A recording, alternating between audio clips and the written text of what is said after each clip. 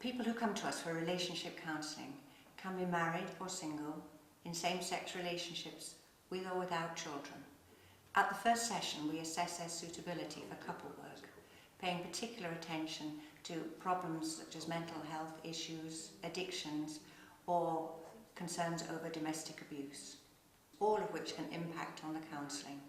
For some people, sexual difficulties are affecting their relationship. All our counsellors are trained to work with these kind of problems, and we also have specially trained sex therapists to deal with any issues that can be physical as well as emotional. Well, I told Meg about, everything that happened, and she just kicked me out and said she can't do it anymore. Well, I'm currently in a little bedsit by myself. Yeah, I got kicked out of home.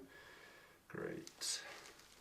I just didn't expect it to come to this, I probably wouldn't have told her if... Yeah, I don't know. It's fine, everything will work out, it always does. Oh my god. When did that happen?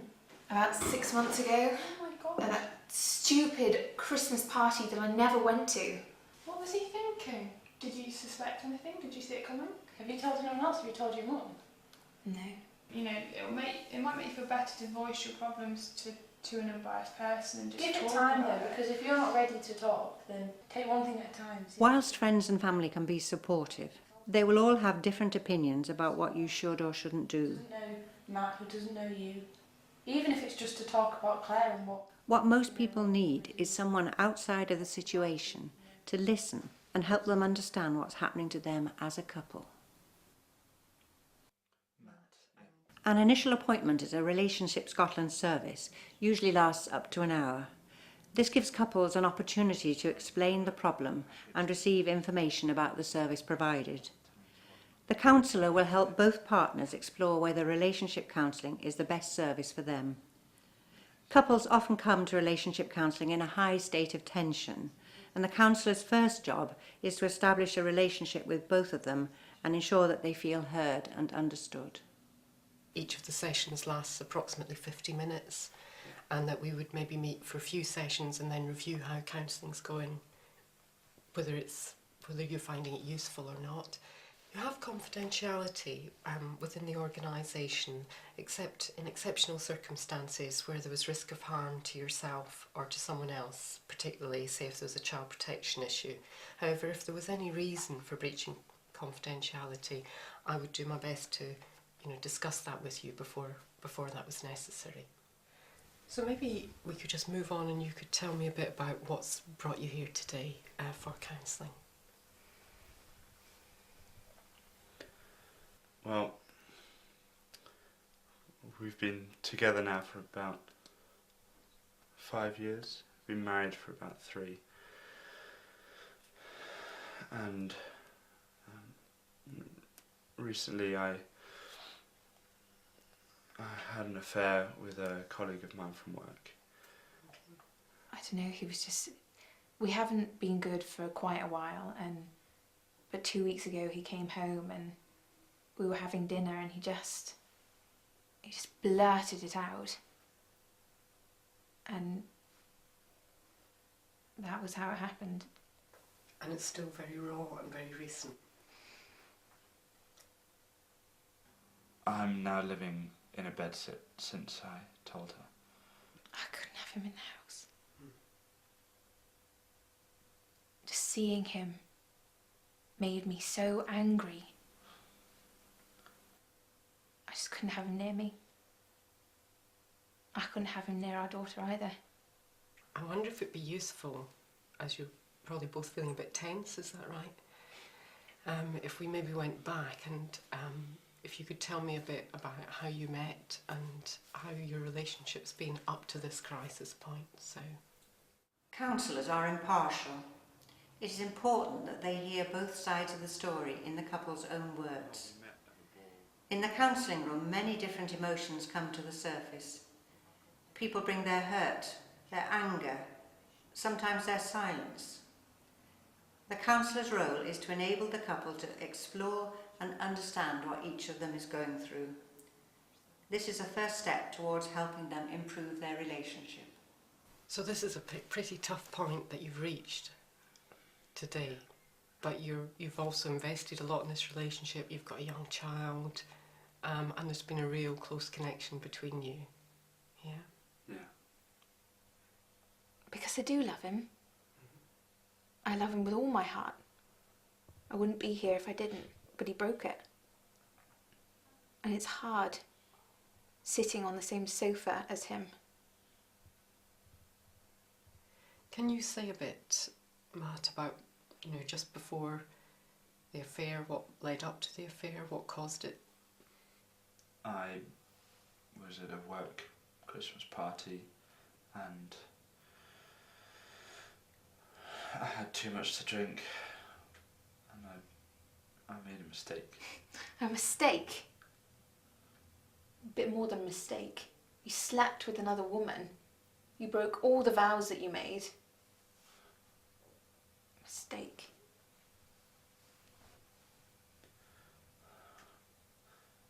I didn't mean to. I didn't go there to do it.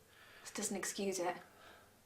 I barely even met this girl. I saw her a few times. It's a big office. We don't see everyone that we work with.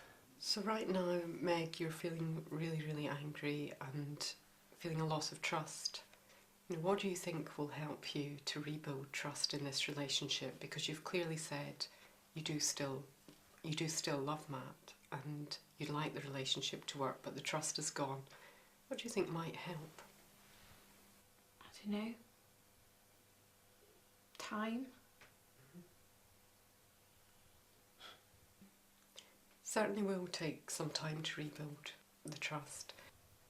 It makes no difference. No difference at all.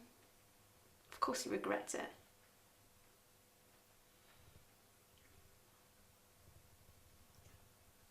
So what you're saying, Matt, is that this was a one-off event and there's been no contact with the person you had the sexual encounter with before or since that, apart from seeing her at work on a professional level.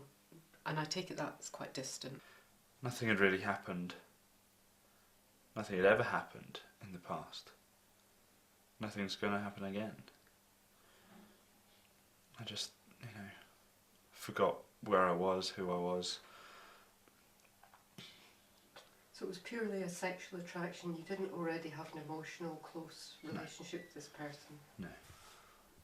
We might have chatted a few times, but it was just sexual. It was nothing.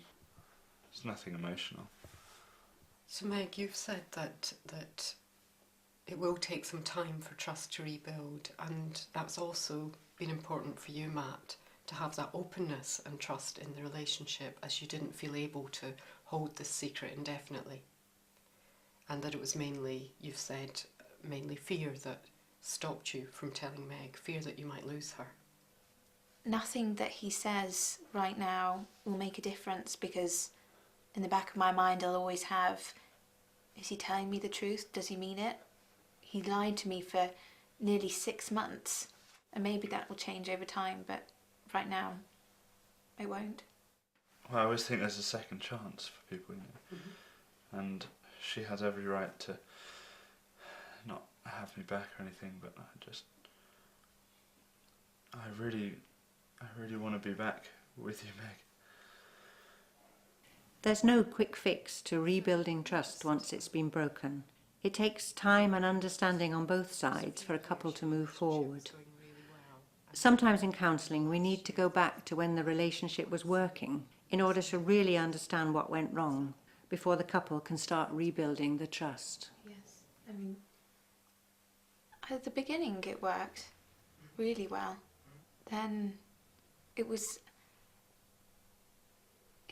just changed, and it wasn't like, you hear lots of stories of young couples who have a child and then it changes immediately, but it didn't change immediately. It was about when Claire was 1, and that's when it changed, and I don't know what it was that changed. I wonder if we could just go back and you could tell me a bit about how you met, what attracted you, and what this relationship means to both of you. We met at university 5 years ago. We were both in second year, and it was at one of the end of year balls. We could spend days on end together doing absolutely nothing and still not be bored, not be, you know, sick of each other's company. So you just felt right for each other. Was that the same for you, Meg, as Matt describes it? And definitely. Yeah. I was just drawn to him completely. I trusted him with my life. I loved him.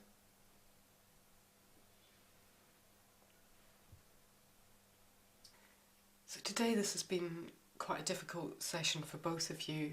Matt, you've been expressing a lot of regret about the affair, and for you, Meg, a lot of anger and hurt that this has created for you.